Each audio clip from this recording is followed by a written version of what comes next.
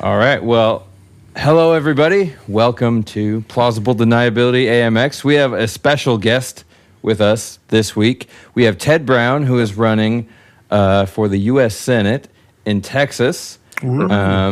Yeah, exactly. So most of our episodes are kind of based on reading, but this one's going to be interesting because we're actually talking with somebody who's engaging politically and professionally with some of the libertarian philosophies we've taled about on the podcast. So yes, indeed. Thanks so much for coming on. Well, thanks for having me. It's should be fun. Yeah. So the election's coming up in November. It's coming up soon. How's the campaign going? Well, it's tough being a alternative party candidate because, as you know, Ted Cruz and Colin Allred both have probably like $50 million each to spend. Yes. And if any of them are falling short, I'm sure the Republicans or Democrats could find a few extra bucks to throw their way if they felt it was needed. But mine's an entirely grassroots campaign, and anybody listening is the grassroots. So, contributions are welcome. I'm on social media trying to get the word out there. We've got some short videos made to go up as advertising. If we can raise a bit more money, that's probably going to start next week. And great! I've been to some candidate forums, and I had one TV interview so far. So hopefully more as we get even closer to the election. But it really is coming up pretty quick, like 5 weeks or so. Yeah, wow. Yeah, absolutely. So we have kind of a lot of sort of libertarian philosophy questions, but before we get to that, I know that there's probably a standard interview thing, but could you give us a little bit of your history, sort of how you got into libertarian politics and your history in politics in general? Oh, sure, of course. So I've been a libertarian my whole adult life. I joined as an 18-year-old college freshman, and I'm 64 years old now. So I've been a party member for over 45 years. I've been a party activist the whole time, and I know that sounds like, oh my gosh, this guy's been banging his head against the wall for the last 45 years, but it's so important to be fighting for liberty. I mean, I've got a daughter, and I just want to make the world a better place, and promoting liberty, I think, is the best way of doing that. And so one of my main activism points as a party member for all these years is to recruit libertarian candidates. Because my view is that there's more to libertarianism than just the party. There's also think tanks and the philosophy and everything to try to get people educated as to why the libertarian alternative is the best alternative. But from a political point of view, most Americans are not interested in politics, or they actively don't want to be involved in politics. So the only time they'll grit their teeth and hunker down and maybe pay attention to politics is during, pretty much late in the election season before, every 2 years, especially every 4 years, but every 2 years, like, August, September, after Labor Day, to try to figure out who they're going to vote for. Because, a large number of people vote, but as they've been called, a lot of them are, low information voters.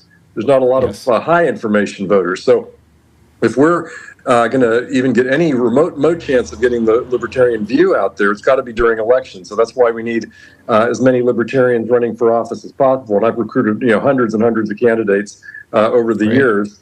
And this time I had planned to run for something else, but looked like no other Texas libertarian wanted to run for U.S. Senator against Ted Cruz.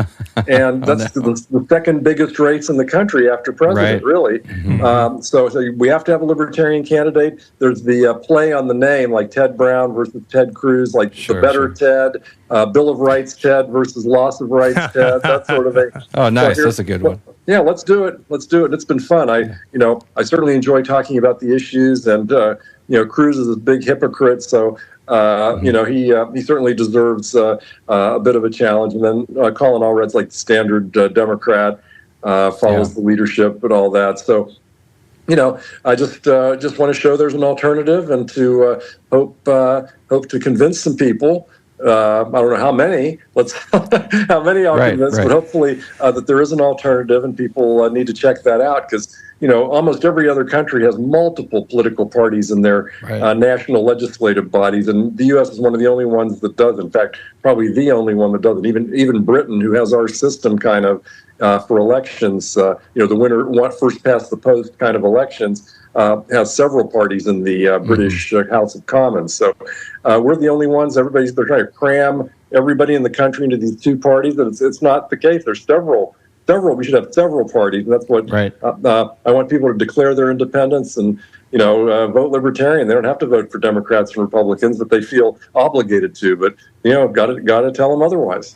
Yeah, I notice on your even on Twitter, what I appreciate is that obviously you're promoting libertarian politics, the Libertarian Party, but you also mention the Green Party, Jill Stein. So I think it's very much in line with what you're talking about sort of illustrating to the people that there are more options. It's not just Republican and Democrat. There are, and the most logical ones to be in Congress would be Libertarians and Greens. We have fairly large parties comparatively. I mean, Libertarians are the third largest party in the country, and we have been for decades.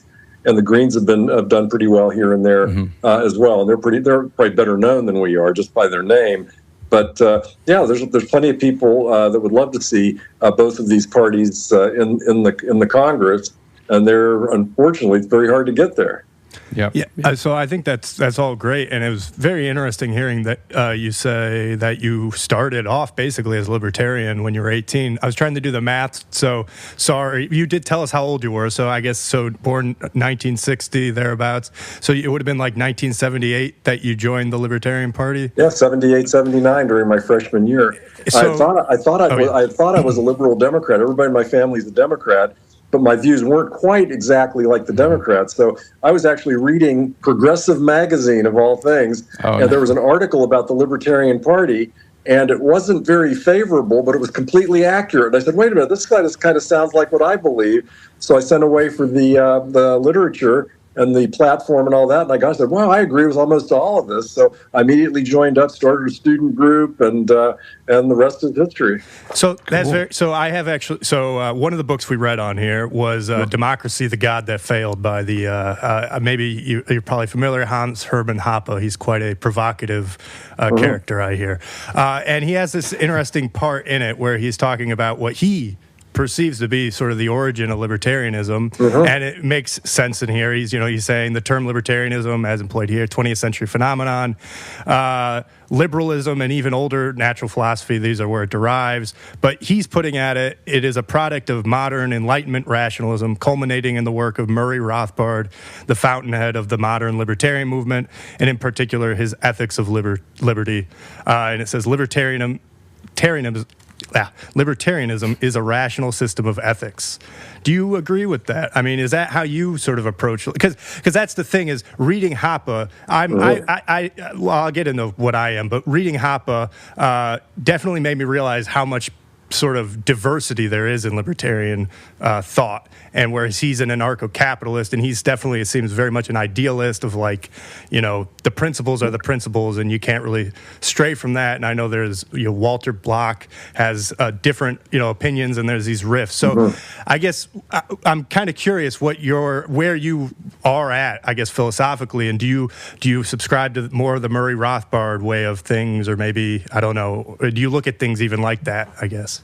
Well, it was interesting. When I first joined up, I wanted to read as much as I could, and the two best volumes at that time were Libertarianism by John Hospers, who was a philosophy professor who was the first presidential candidate, and along with Murray Rothbard's For a New Liberty, which was more than it wasn't really a philosophy book as much as explaining how libertarians would approach all these different issues. And so both of those, Hospers being somewhat more of a right libertarian and Rothbard being more of like a left libertarian or something, the way I considered them at the time, I got a pretty good education in that regard. Now, currently, Hoppe is rather controversial in the libertarian movement because of some of his views on social issues. I wouldn't, probably not on economic issues. I mean, I haven't really actually read his work, but I've seen some excerpts, and it's rather offensive, some of his views on social issues. It's funny. I didn't realize that when we read it, actually. So it's funny. So at least maybe less people quote him out of context or something. But but he's partially right about he's right about the part about libertarianism being an Enlightenment philosophy. I mean, you should go back to John Locke and the treatises of government that Jefferson used to base the Declaration of Independence on, and the whole idea of liberalism is versus conservatism, which is basically the monarchy and the church and all the institutions that were like the status quo that would keep the average person down, while the Enlightenment and liberalism was to respect individual rights and to allow individuals to flourish and to give a system where, like, there could be a free market as well. That took a little while longer for that to develop. But from a libertarian point of view, I don't know if you know this book. This is one I've read fairly recently. It's called The Individualists. It's called Radicals, Reactionaries, and the Struggle for the Soul of Libertarianism by Matt Zwolinski and John Tomasi. And that's actually a very good book. I'd highly recommend that because I learned a few things that I didn't know. And basically, they're talking about two strains of libertarianism. There was the 19th century strain, which was led by abolitionists to slavery. It was more of a human rights kind of libertarianism. And William Lloyd Garrison, who's one of my heroes, is the great abolitionist, the great liberator. He was an anarchist libertarian, pretty much. And interestingly, like before the Civil War, he's the one that called for the North to secede from the Union. He said that the Constitution was a pact with the devil, and to just leave those Southerners to their element. Wow. So basically, he wanted to end slavery, and the individual human rights aspect of it was very important. And Frederick Douglass was pretty much a libertarian, the escaped slave who became a famous writer and speaker before and after the Civil War. Then it changed a little bit in this century after communism came in, and there was a worry about the future of private property. And so in the 20th century, there was a lot more concern for property rights and opposing communism and socialism than there was about the human rights element. Though now I'm on both sides. I mean, I believe in property rights and human rights, and that's pretty much where the Libertarian Party stands. But people come in from different aspects of it. And in fact, there's Ayn Rand always as the philosopher. When I joined up, most libertarians were followers of Ayn Rand. Yeah. And I had read Ayn Rand's Atlas Shrugged and The Fountainhead when I was a teenager. And, I liked Atlas Shrugged. I wouldn't consider myself an objectivist, but I found it very, it influenced me quite a bit. And in fact, there was even a book back then called It Usually Begins with Ayn Rand by Jerome Tusil, whose son, J.D. Tusil, writes often for Reason Magazine now. And other articles, but Jerome, the dad, wrote that it usually starts with Ayn Rand, and that's when you talk about libertarians and their views. They probably, I'd say, a Venn diagram would show about 75% overlap with Ayn Rand's views and objectivism. That makes a lot of sense. So I guess where would you put yourself, Phyllis? So I guess we should define for those. I mean, I think most of the people listening know probably at this point, but just for the general, I mean, at least how I look at it, it seems like the fundamental bedrock of libertarianism, private property rights, and the non-aggression principle. Would you agree with that? Absolutely. And of course, the property rights are part of the non-aggression principle because if someone tries to take your property away, they're aggressing against you. So those things go hand in hand with each other. And but from my point of view,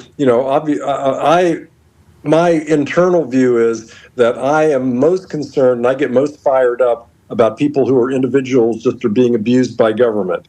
Now, their government's a big bully, and they're just abusing the average person who wants to just live his life and run his family, his business, his personal life, whatever his choice is about his sexuality, whatever, without having government telling him he can't do this and he can't do that, and throw him in jail if he violates some rule or regulation. These are the things that really, really get to me, and that's why I was a charter contributor and still am a contributor monthly to the Institute for Justice, which is a libertarian law firm public interest law firm that defends people like that who are being abused by government. I think they're probably the best libertarian organization there's ever been, in my opinion, because they actually are getting results in court. Great. That is great. Thank you. Yeah. So on the topic of sort of the different types of libertarians, from the anarcho-capitalists, which is, I would say, probably closest to where my sympathies lie, on the, like almost no government, if none, is basically my ideal, personally. And so what's interesting is that you're running for the U.S. Senate, which is like the government of governments, in a sense. So this is a struggle that I have, because, of course, I would love it if it was filled with libertarians that were sort of, keeping government from getting into people's lives as much as possible. But in a sense, it feels almost a very unlibertarian thing to be. Well, sometimes you can have some influence there. I mean, Rand Paul he calls himself libertarian-ish. And of course, his dad, Ron Paul, was one of the one of the beacons of libertarian style politics. I mean, it's hard to beat Ron Paul, in that regard, for having a great voting record in Congress for decades. And so Rand has some influence using the filibuster, and and he's always speaking out on some subject the leadership doesn't want him to be speaking out on. In fact, if I'm elected, I would approach him for advice about being a senator. I mean, he's certainly not a libertarian as I'm a libertarian, and he's certainly not perfect, but perfection's not an option. He's probably the best senator, and then there's a really big drop off after that. Most of them are terrible. They're just awful. Some of them are idiots. I mean, literally boobs. It's hard to believe some of these guys were elected, or maybe, unfortunately, it might reflect their constituents. It's sad to say, but or whoever's willing to go through all what it takes to be elected to an office like that. So, but if we had a few libertarians in there, especially if we were like the balance of power, say if it was like 49-49-2 or something like that, we'd have a lot of influence. Sure, yeah. I think that makes sense. It's this thing that I struggle with in terms of the sort of the philosophy of it, and sort of the anarcho side versus the practical side of it. Because like I read about Javier Milei in Argentina, and it's hard to know what is and isn't true and what is and isn't propaganda. But it in a way, sort of the fantasy of somebody just going into government and gutting it sounds kind of wonderful in a way. And so it makes sense, the idea of sort of teaming up with Rand Paul or something like that, even if he isn't perfect.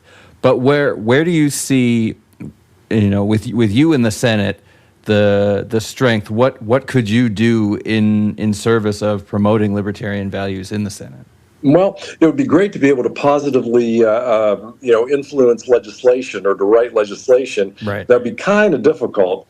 I mean, I would be glad to work with people on the right for like cutting taxes and cutting regulation and cutting spending and all that. We need massive cuts in the budget, and work with people on the left, with the Democrats if possible, on things like maybe decriminalizing marijuana or civil liberties issues, where once in a while they might do something on the civil liberties front. But really, unfortunately, it would seem like the whole 6 years would be spent as in a rearguard motion to stop horrible bills from being passed. As President Calvin Coolidge said, it's much more important to stop bad bills than to pass good ones, because bad bills can really do you in. As just look at an example of this crime bill back in 1994, Joe Biden's crime bill that Bill Clinton signed. I mean, all these mandatory minimum sentences, it just like threw so many black guys in prison for decades and decades, mandatory minimums, expansion of the drug war, just horrible violations of people's rights, expansion of the death penalty. Just a piece of legislation like that is crazy. And another one we can blame Biden for is the student loans. He passed a bill that said you can't discharge student loan debt in bankruptcy. I mean, that's one of the only debts like that. I mean, if that's the reform you need on student loan debt is make it get rid of it in bankruptcy, because some people will choose to pay it, and some people will choose to go bankrupt and ruin their credit. It's up to some people can pay and some can't. Right. That's the way it goes. But the point is, I was getting away from the original point, was I would probably have to be filibustering all the time or putting holds on bills. They actually give individual senators a lot of power there. If you remember how Senator Tuberville, who's one of the dolts that I was referring to in the Senate, he for some reason was able to keep military promotions from being voted on for like weeks. Like one guy saying, we can't vote on all these military promotions. My first thought was, why should the Senate vote on military promotions except for the chairman of the Joint Chiefs of Staff or something like that? But as it is, if he can do it for the military promotion, maybe I could do it for any other type of appointment or bills that are coming up.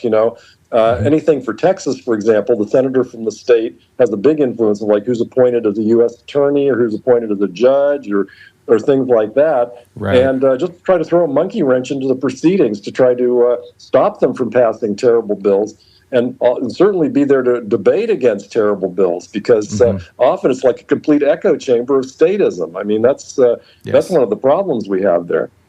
Well, so kind of on that point, I told a few people that you were coming on the podcast to solicit questions, because from you could say potential constituents, one of whom is actually very I would say considers himself, he's in his 50s, considers himself a libertarian philosophically, but I guess it's two things. So the first thing regarding to what you're just talking about, his kind of question for you is like, how do you actually foresee that you could tangibly reduce the deficit, for instance, as just one? And this is again getting to the point that you just be one libertarian in there, and it's like, I mean, I think this is the thing that certainly has a lot of. So I'm 32, and Tushka, Anthony's 34. Are you 35 now? 35. Okay, so I mean, people in our generation were just like, what the hell's going on? I mean, especially in the last 10 years, it's crazy. So, what do you see about that in terms of reducing the deficit? Right, because this is one of the issues I bring up all the time, is because I just saw a post today from on Twitter, there's like the national debt counter, and it was like 35 trillion, 35.4 trillion or something, and they have like a running tally on that. Right.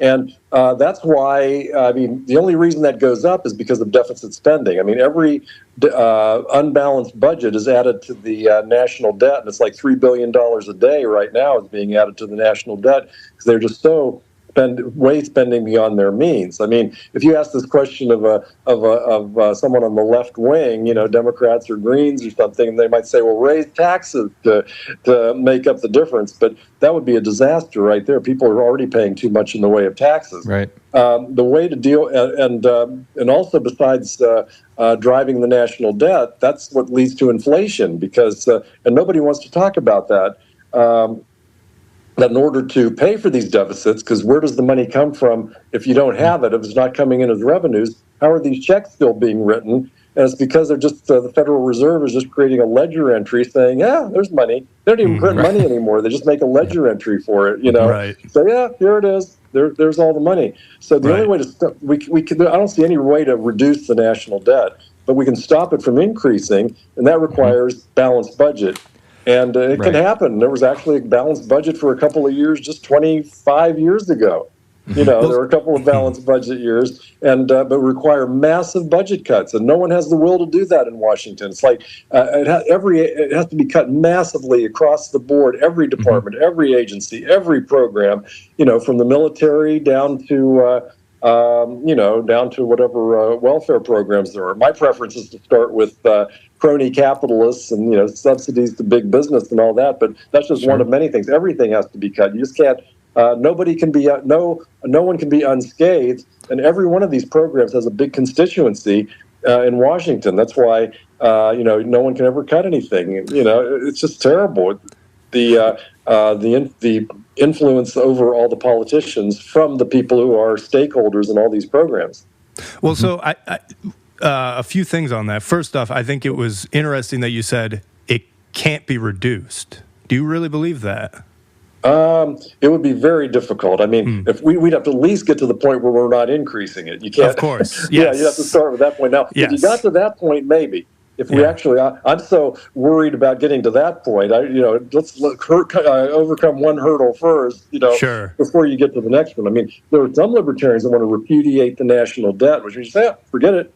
Right. And that is tempting. That just sounds like nobody's agreed to that debt.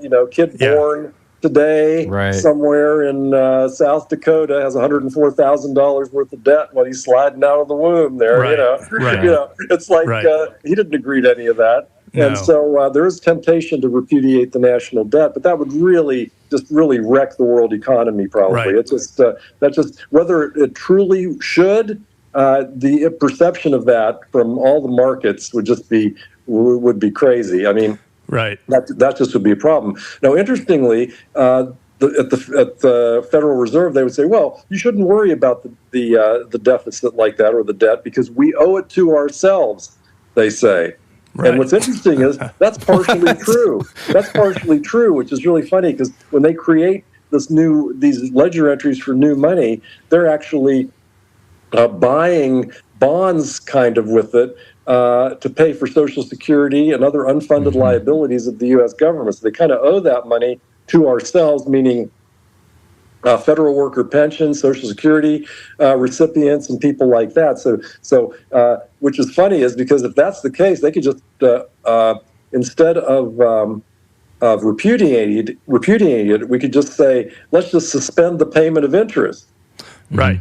Yeah, we still owe that $35 trillion. We're just going to stop paying interest on it for the time being. So that might be a compromise between the 2 points of not repudiating, which sounds crazy to most people, but and trying to balance the budget by dropping that $1 trillion worth of debt payment out of the budget. Gotcha. Well, so and Tushka, I'll let you get a question in after this one, but this gets to the next question from another person that I asked, and this individual is in his 60s, and I don't think he's a libertarian philosophically, which is fine, right? It's fine. Sure. It's fine. But we his question is, I think it's more general, like, when they think of libertarianism, to what you were saying, you have to cut a lot of government, right? And in some cases, no government. So he's wondering, how would you get by without like a Department of Transportation? It doesn't have to be that, but for instance, and I imagine this is the type of case that you would have to make to your senatorial colleagues anyway, right? If you were proposing this. So I guess what is the case against the executive, I suppose we could say, and the ballooning executive? Oh, right. Yes. Well, that's the thing. There's so many departments, and some of them are much easier to abolish than others because you might want to use the argument they're not in the Constitution. I mean, there's no constitutional provision for the federal government to be involved in education or housing or transportation or a lot of these departments. So the Department of Education, the Department of Housing and Urban Development, the Department of Transportation, those are just examples of departments that could be eliminated. But one thing people need to realize is if a libertarian says we want to get rid of this department and we don't want the federal government doing it, doesn't mean we don't want it done. It just means we don't want those guys doing it. Right. Yeah, it can be done sometimes at the state level if necessary, maybe not even there, but it depends on what it is. And certainly by free market competition. So a lot of things do really need to be done. I mean, like you probably need a train, but you don't need the federal government to be running the trains like Amtrak or anything. I mean, it's a good idea to have trains, probably for some purposes. So, but and the housing. Department of Housing and Urban Development. There's no reason for government to be involved in housing. What's going to help the housing situation is local, where they actually allow housing units to be built. For local governments. That's where that's screwed up, where people don't have housing. It's not the government just declaring there's going to be housing. That's not going to work, and there's no reason for that department. Now, the funny thing is that these departments, they don't really cost very much, though, relatively to the whole federal government. You could get rid of a lot of these cabinet departments, and they're not that expensive. All the cost is really in their employees and their benefits and everything. In fact, you'd probably even be better off to keep all those people on and continue to pay them as long as they don't commit all the regulations and damage to the economy they perform by actually doing their jobs. If you want to avoid like massive millions of people becoming unemployed for the federal government, just stop them from doing their nasty, dirty work of ruining the economy and ruining ruining people's livelihoods and everything. And there'd be a big boost in the economy just from that. That would probably more than pay for their 80 years of pension benefits after they retire or something. So, it's really, you'd have to go after the big guys to really, like I said, you have to go after everybody, but you have to really go after the big guys to really have cuts. Like, I just mentioned before the interest on the national debt. Would we have the will to just say, well, we're going to suspend payments on that for a few years or whatever? Until we get back on our feet, and then we'll pick it up again, or something like that. But then we have the subsidies to big business, the crony capitalism. If you remember during COVID, that first COVID bill that was like $3 trillion or something, and Thomas Massey, the congressman from Kentucky, was the only member of Congress who was against it. Yep. Right. Well, $1 trillion of that was definitely what you would think. It was supposed to be for like just money to individual Americans, but $1 trillion of that was just giving money to big corporations. There's just like a giveaway, and nobody ever talked about that part because there was no debate and no chance to amend it or anything. You just take it or leave it, like most of what the bills are in Congress. And then so they just give $1 trillion to big corporations, and then later on, a couple of years later, they say, well, we've got to increase taxes on big corporations to pay for this budget deficit. They can't even begin to collect back a fraction of what they just gave to those guys, in raised taxes. But they just shouldn't have given them the $1 trillion, Then they wouldn't need to think they're going to raise their taxes. So the crony capitalism is a biggie on deficit, on cutting the budget. That should be gone. It'll go away. The military budget is ridiculous, right. And I mean that's the next biggest one. And I mean, as a libertarian, I'm a non-interventionist. I don't believe we should be interfering all over the world, and but a lot of our military isn't just because of that. It's just because it's so darn expensive for what we're doing. We've often cited, the U.S. military is costs more than we have a higher military budget than the next 10 countries combined. You've probably heard that one, right? Yes. But look at what they get more bang for their buck, though. That's the thing. If you say China only spends like $65 billion on the military, come on, that just means they're not paying their soldiers, and they don't have cost overruns on their weapons. There, if somebody has like tried to present a bill for a $20,000 toilet seat, they'd be executed. Yeah, it's not it's not $100 a pen. Right. They know what they're going to. They tell the military contractor what they're going to be paid, Right. And here there's like vast cost overruns and the big contributions from the military contractors to every member of Congress, I'm sure. I haven't checked that out dollar for dollar, but they make sure that there's military manufacturing in every congressional district in the country, at every state, to make sure there's a commitment on the part of every member of Congress to keep the gravy train going. And so there's fewer and fewer actual military contractors, so they're like consolidating, and they're just charging more and more for every weapon system. And frankly, they produce pretty cool weapons that seem to work, but they also are way overcharging for all of them. And there's no one doing any cost comparisons. The Pentagon can't pass an audit. They're missing hundreds of billions of dollars, maybe trillions of dollars. Nobody even knows where it went. Yeah, it's almost like back in Afghanistan, how they just metal suitcases with $50 million that had just disappeared into some warlord's lair or something. Do you imagine like just about half their budget is being lost that way somehow? Yeah, no, that all makes a lot of sense. No, thank you. I think that answered the question. I think that in what you just said, you brought up a good point about how these large corporations, specifically we're talking about weapons manufacturing corporations or military manufacturing. Probably like Boeing and Raytheon are big ones that come to mind, and make sure that there is manufacturing in districts and are paying large sums of money to people in government to make sure that they're interests are being served. Mm-hmm. And it feels to me like this is a real problem in terms of the tendency toward corruption. Because at a certain point, if you're a person with a family and you're being offered this amount of money, I mean, almost you can imagine anybody would be corrupted by this. And I have a friend who is interested in getting into local government here in Austin. Just the city of Austin has some musicians programs. He's a musician, and he was even just talking about the corruption in that.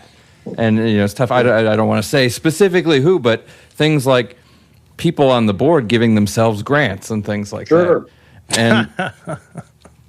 And then he was saying that he, as somebody who is in the music business himself, even that temptation, like he goes in with the best intentions, I'm never going to do that. And how easy would it be just to start doing it a little bit? Because once you think it's a little bit, and so this is where, back to what I was talking about earlier about sort of the practicality versus the theory. This is where relying on theory and ideology helps. But I think, this isn't me trying to impugn you at all. I just think it's a difficult situation when we're dealing with this kind of money, and how is it possible to resist it? And it seems like somebody like Thomas Massey appears at least to be pretty good at it.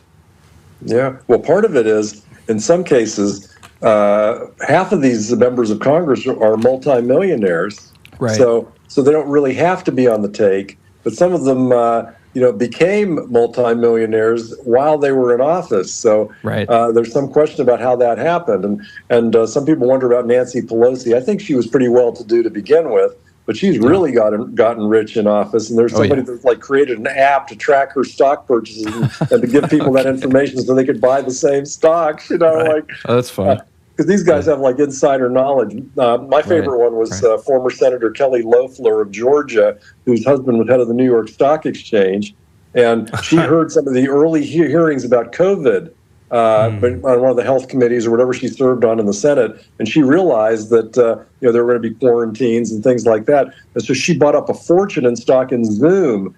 Hey, great. Yeah, she was very prescient on that. Of course, having a husband in the stock exchange probably helped make that recommendation.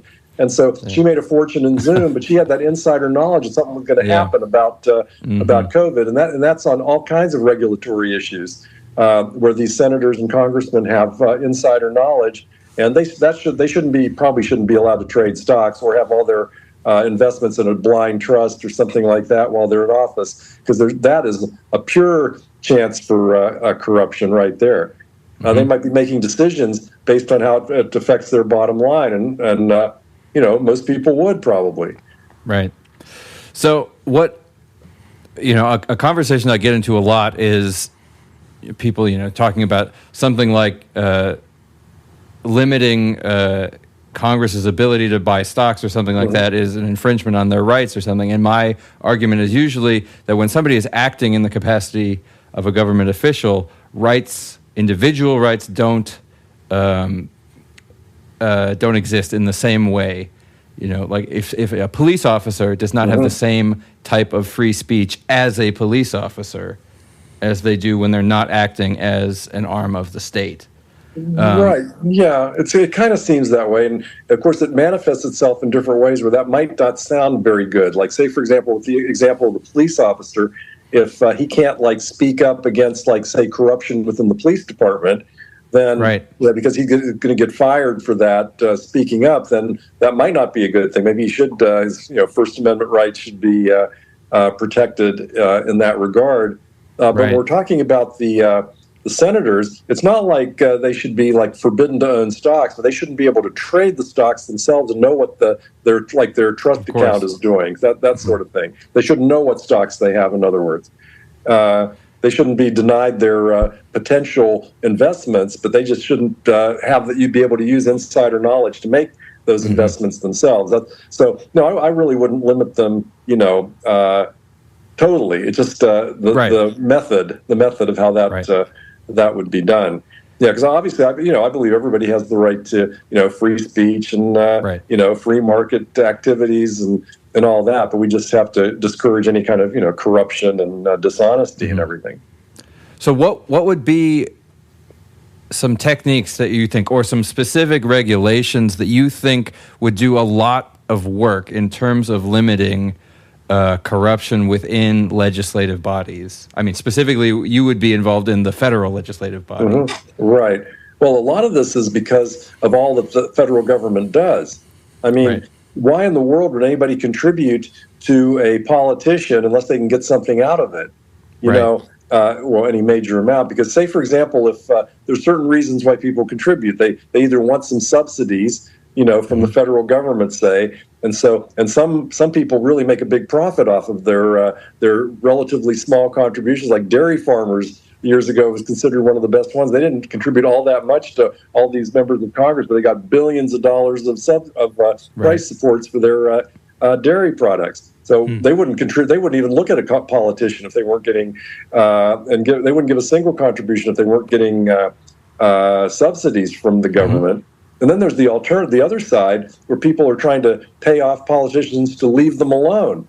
To avoid regulations. Like the other side of it, like they're paying protection money to the mafia or something to try to avoid regulation. So the key on both of those is for the government to be doing a lot less and not have all these duties and responsibilities and programs and chances for corruption. So if there was if there was no program X, then there'd be no people who made their living off of program X to give contributions to the politicians. The government should be small enough that the politician should only be able to get a contribution from his grandma, if that, to run for office. His family members and maybe his friends or people that just like the guy, but there'd be no special interest groups backing anyone, because there wouldn't be anything for them to have special interests in, because the government wouldn't be doing that sort of thing. That's the goal. Absolutely. That's my goal, and the libertarian goal, to have a government so small that you wouldn't have any of that going on. So it's idealistic, but so is the entire libertarian philosophy, it seems. But you have to have your ideals, or you're never going to get anywhere. I mean, you have to start somewhere. Well, actually, that was making me think. I mean, how do you foresee the history of the U.S.? I mean, because this is an interesting thing that Anthony and I talk about sometimes, but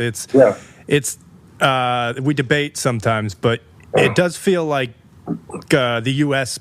made a big, I guess, switch in how it governs it when FDR was president. I mean, this was right, and I think since then, and Anthony, correct me if I'm wrong, you would say that the U.S. is more socialist than, I guess, would we say capitalist? Would you agree with that, Anthony? I mean, something like that. Yeah. Well, but I saw Mr. Brown sort of, didn't agree with that so much. Well, it's kind of like we do have a mixed economy, right? And we are. It's so funny. Here's a good example. So people are saying, well, we need to have socialism, like Sweden and the other Scandinavian countries. And Bernie Sanders says that, for example, and he's like a democratic socialist and all that. But those countries aren't socialist. Those are capitalist countries, just and we are pretty much also. They just have a large public sector in a capitalistic country with private ownership of business and private ownership of property. And in some ways, Sweden even has some more freedom, economic freedom, than we do in some cases. Like, for example, they have I believe private airports and all instead of government airports, I believe, for example. And they sold off most of their public sector. They experimented with socialism, and they said, nah, we'll get rid of that. And New Zealand did the same thing. They went a little bit too socialistic, and they said that didn't work, so they started going back the other way. Now, we have amazingly a much smaller public sector than a lot of the European countries, for example. And thank goodness that we do. But it just shows that it could be it could be an awful lot worse.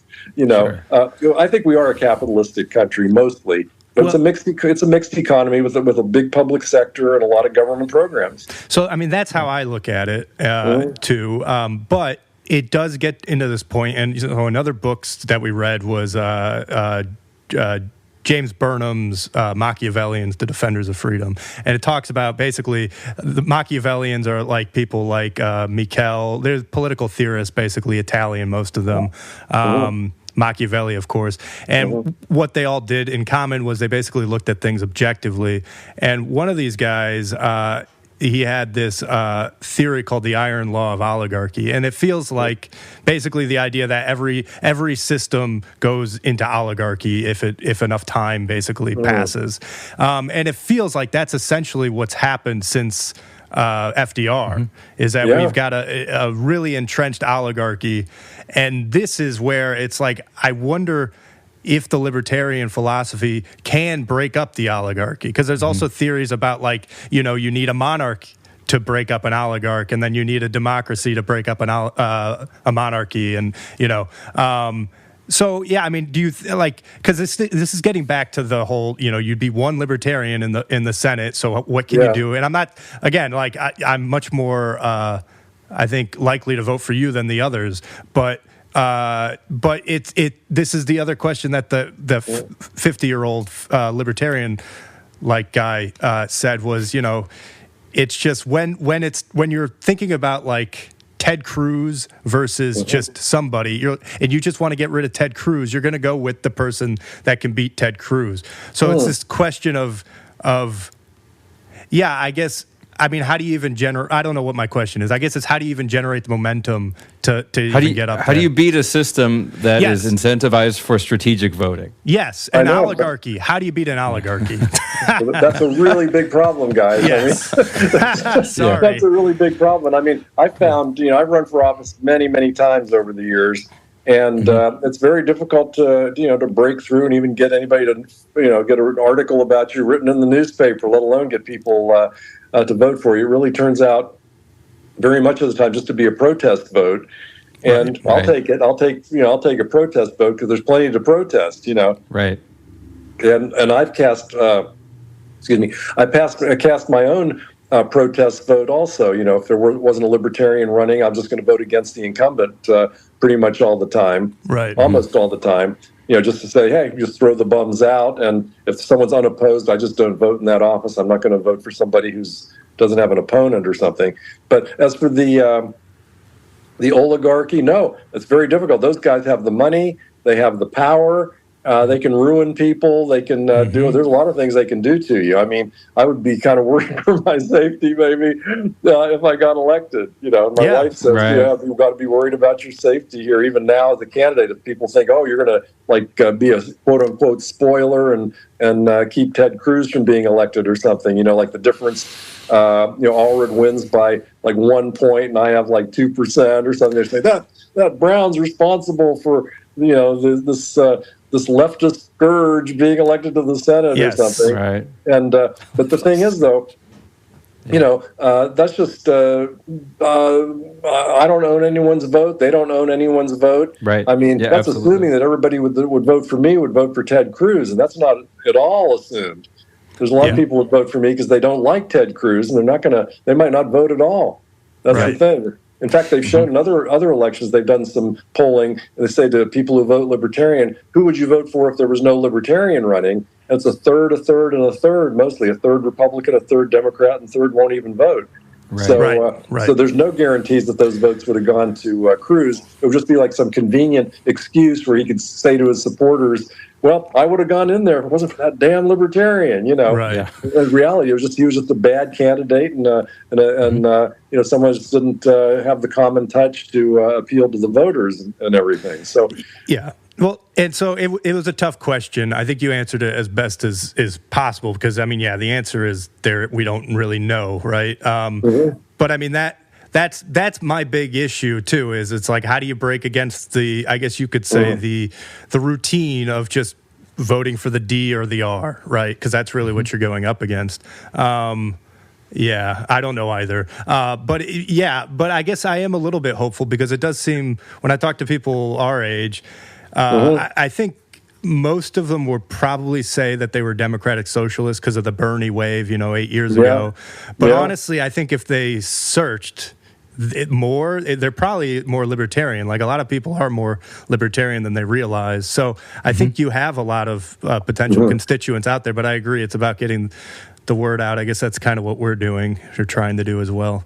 Yeah. Oh yeah, because this is as long as you can reach more than a handful of people at a time. You know, like Right. if I give a speech somewhere, I might talk to like 20 people. But if you get a podcast or a radio show or something that has like even hundreds of people listening to it, then it's a benefit to get the word out to as many people as possible. And if you can, convert just a few people, they can convert more people. That's sort of thing. Yeah, we got to get you on Dave Smith and Joe Rogan. That's where it would really help. I would love. I would be on any show. I mean, there's some of those guys though. There are some libertarian, quote unquote, libertarian podcasters who seem to be very negative about libertarian candidates, especially our presidential candidate Chase Oliver. Who I think is a great candidate. About that. Yeah, I love Chase. I mean, I've supported him for the nomination. And I think he's very good. He's one of the most articulate spokesmen as a presidential candidate that we've had in quite a long time. But these guys are more socially conservative, and that's the same thing with Hoppe that we were talking about earlier. These guys are like followers of his, and they don't believe in like the I can't say that any of them are specifically homophobic or something, but it almost seems like that's the main reason they don't like Chase Oliver. And, it could be, yeah. Is he gay? I didn't know that. Yeah, he's a gay candidate. Yeah, he's very open about that. And so there's this tendency in like the right wing now to accuse gay men of being like groomers and child molesters and everything, which is ridiculous. I mean, most gay men want an adult male partner, just like most adult straight men want an adult partner of the opposite gender. Right. It's just it's very rare. I mean, it happens and it's terrible, but that's a small percentage of the population are in the category that they're worried about. And they seem to they just paint that brush on a lot of people. They're just calling people groomers and just terrible. Some of these insults that are going around. No, I think that's a good point because actually, more some of the influential podcasters that are libertarian, like I guess probably Michael Malice, right, Anthony, and I don't think he calls himself a libertarian. Well, he's an anarchist, and Dave Smith. I'm sure you've heard of Dave Smith, Mr. Brown. Oh yeah, he was. Yeah, he probably would be our presidential candidate if he hadn't dropped out because I think Mrs. Smith didn't want him to run. Understandably, most wives I don't think want their. I think it's fair given his. I mean, like. I don't know if you've ever listened to his comedy trio or anything. Yeah, it's pretty provocative. I think it's pretty raunchy. They would have a lot to sink his campaign with. Well,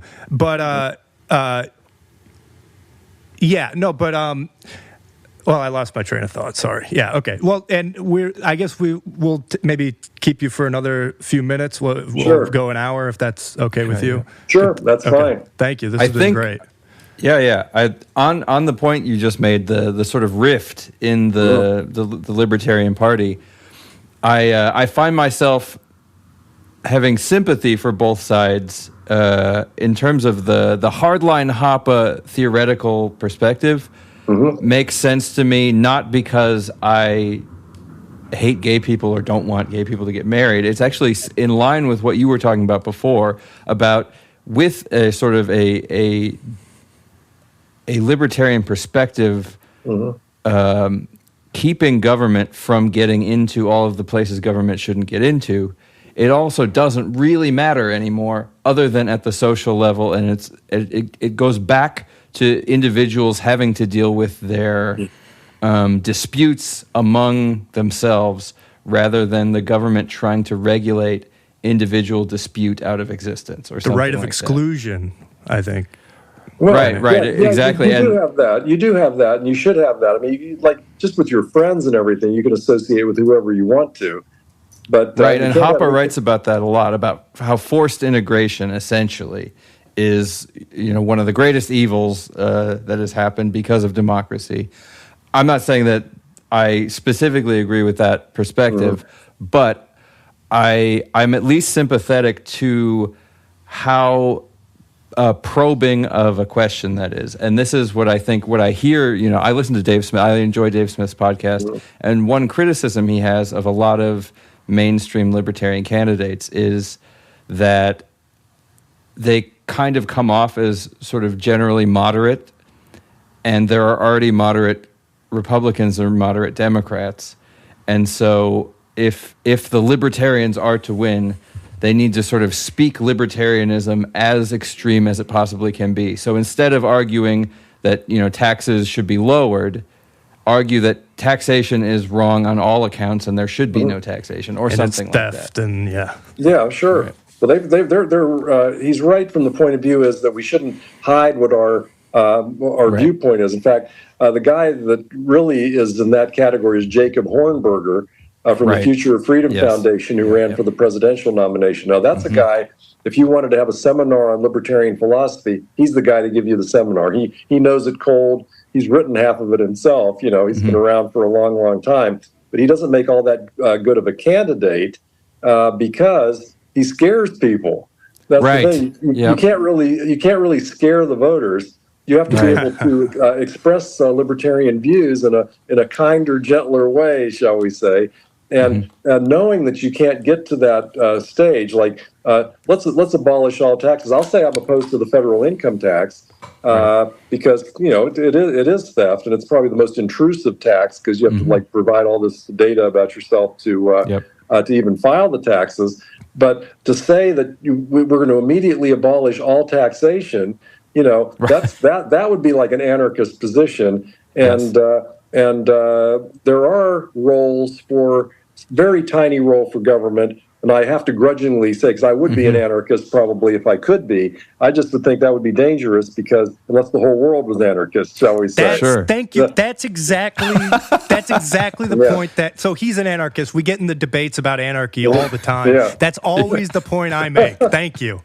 Right. The way that would manifest itself as well is about protecting people. Right. You wouldn't need to protect people from foreign invaders then if everybody was an anarchist and there were no governments. Right. But one thing you still have to protect people from is you have to guarantee the rule of law, so that you have that you're not going to have just marauding bands of warlords coming through and taking your property. There has to be like some sort of central protection for people with their persons and property. So we go away from the government attacking you, but the other aspect of it is you want to be protected from criminals and people violating your property rights. And there has to be a positive way of doing that without just having armed bands around everybody's house to defend themselves. Yeah, shelter from the horde. That's what we need. Yes. That wouldn't just make for a very happy life. Where you have to I'm fine with people being armed to defend themselves, but if you had to be looking over your shoulder every second that way, you're not going to have a very happy life. To be thinking that every person is going to shoot, it's going to be like the Purge or something, and everybody's going to try to kill you. Right. But I think Anthony's getting at a good point, though, and it's something we talk about a lot on the podcast of the idea of, and this Trump has basically emblemized this, the idea, and you were just saying how hard it is to get your voice out there. It's like the voices that get out there are the extreme positions, unfortunately, now, because they're the ones that people react to and attack. It's like the moderate positions aren't getting attention because it's like the currency is combat, essentially, it seems. So I wonder if that's also not part of their calculus, the people that are saying this. Because I agree. I actually think you would make a better candidate than somebody like Hoppe or, who is just way more extreme for many other reasons, obviously. But yeah. So I just don't know, though.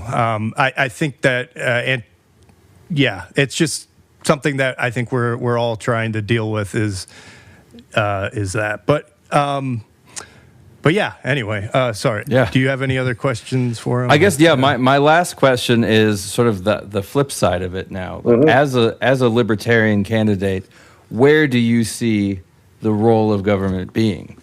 So we talked a lot about sort of negation, things to negate. Where do you see the crucial points? And I know you just alluded to, protecting from invading armies, things like that. Well, that's correct. We do need a strong national defense, and I'm always happy to see that we have some of the coolest, best weaponry in the world, because we should, considering what we're paying for it. Of course, it better be the best. And it seems to work when we're giving it to other countries to blow people to smithereens with, which we're not doing usually ourselves. But the point is, though, we need to be able to defend the people in this country against foreign attacks and everything. So it's important to have a strong military for that. But again, we have to resist having an international military, and that's national defense, but not international defense. We need to defend America, not all these other countries. As I said, to protect people, we need a somewhat of a rule of law to protect people from persons and property from criminals and from bad guys, force and fraud against individuals. That very limited amount. And so beyond that, we need the free market. We just need competition on the free market for most everything else that government currently does. And at very minimum, and I've said this in the campaign, the free market is not perfect. Perfection's not an option in the world, but it's more likely to work than the way it is now, where there's like a defaults to like government regulating everything. It should default to the government not doing anything, unless it's absolutely shown beyond the shadow of a doubt that it's just not working on the free market. And I don't think that's going to happen very often. It could. I concede it could. Again, perfection's not an option, but I think we should default to the free market, and there needs to be a lot of justification before the government gets involved, instead of just assuming the government's going to be involved. And then those of us who are against the government involvement have to prove some reason why the government shouldn't be involved. Right. You see what I mean on that? And so, and the same way with, that's actually the same way in foreign policy. Like I'm saying, we need a national defense. So the presumption should be, the default position should be non-intervention. But that's not perfect. It's not always perfect. I mean, what if somebody invaded Mexico? That's getting a little bit too close for comfort. We might want to defend Mexico, if they're being attacked by another country, because that's only a few miles from our border or something. That's so there could be an exception to intervening in other countries. I will concede that. But again, the presumption should be that we're not going to do that. Presumption should be on the free market. The presumption should be leaving people alone to do whatever they want, as long as they're not harming anyone else. And so if we follow those prescriptions, I don't have to take the most radical position of on every single issue saying, abolish this, abolish that, abolish government here, abolish all taxes. Let's just have less government. I mean, every day it's growing. Let's go the other way. Well, I'm in there. If I could say that at the end of a 6-year Senate term that the government got smaller, a little bit smaller every day, I would feel that I succeeded. Yeah. So you almost sound like a Milton Friedman libertarian. Then, like, I feel like that was what, and I don't mean that. I mean that. I don't know. Milton Friedman was great. Yeah. Nothing wrong with Milton Friedman. Yeah. But isn't Anthony? Isn't he like had 3 main reasons for government? It's like defense. Anyway, defense of border, defense of person and property, and then he had that special case for children, because he said that children are a complicated conundrum in the idea of free market. Yes, that's actually been an issue of like a debate amongst libertarians for years about how to treat children. I mean, and some of it doesn't make any sense to me. Parents should be responsible for their kids. They should be making medical decisions for them. They should be making educational decisions for them. It'd be nice when the kids are a little bit older, teenagers maybe, for them to contribute to that decision making. But the parents are responsible for them. They're paying for everything in the kids' lives. They're. I mean, I'm a dad. I have a 31-year-old adult daughter, so she's about in your guys' generation, and she's a very competent adult. But you have to raise the kids in such a way that they become a competent adult. Right. And there are problems now with the way parents raise their kids. I think they coddle them too much, and there's all this. Every minute is accounted for, and they aren't allowed to just play on their own, and parents are just running every aspect of their kids' lives. I mean, my brother-in-law and his family do things that way. It's kind of crazy, but. But in reality, though, that's a lot better than the government being involved in telling people how to run their kids' lives or interfering in that. And that comes up, and this is another interesting issue for libertarians, this current rift in the libertarians. How about gender fluidity and all that? Yes. I mean, like transgenderism and all. So again, it's one of those things where the government should not be getting between a doctor and their patients. Doctor and the patient and the parents, any of that. I think it's kind of nutty. but I'm not. That's not my decision. It's not the government's decision. It's the people involved. It's their lives, and it's their decision. And for people get so bent out of shape about how this extremely tiny number of people are leading their lives. It's like this moral panic, like Donald Trump saying, "Oh, kids are getting converted in school from one gender to another." That's absolutely ridiculous. You can't even get an aspirin out of a school nurse at most of these schools because of liability. They're talking about having transgender surgery in the schools. I mean, what kind of idiocy is that? It's absolutely ridiculous, you know? Well, it's a very tiny number of people involved in that. I'm glad you brought that up because we just read Judith Butler's book, Gender Trouble, which was one of the, written in like the 90s, was one of the main books that sort of espoused this sort of gender fluidity stuff. And reading it, I got actually a very libertarian perspective from it for the reasons that you said of like, it's very much like, just let me live my life how I want to live, basically. And it's like, even if you don't understand it. But so, yeah, I like that. Yeah, and you notice how nobody really cares if a woman becomes a man. No one ever cares about that, right? And that does happen quite a bit. They only care if a man becomes a woman. We don't. And that's the same way with back about gay marriage. There was all this back. It's funny, and this is in California when they first legalized gay marriage. The first couple. That was featured on the news. The first couple that got married was these two ladies in their 80s that have been together for 50 years. No one's going to complain about that. No one cares about lesbians. They just don't like effeminate young men being gay. That's really what they don't like. I never thought about it like that, but you might be onto something. Yeah, we really don't care or talk about like lesbianism as a thing. Guys kind of like that. Hey, your word's not mine, brother. Yeah, I know. I'm just saying they don't care about that from worried about that legally or anything. They just say, these gay men, and a lot of people think that that's the guys that complain the most about gay people are. They're kind of worried that they are themselves. Right. Yeah. No, very, very insightful. Yeah. Well, this has been great.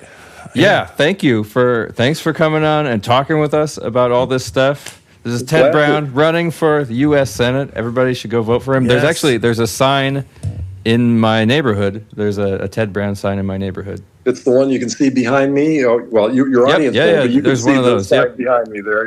Yeah.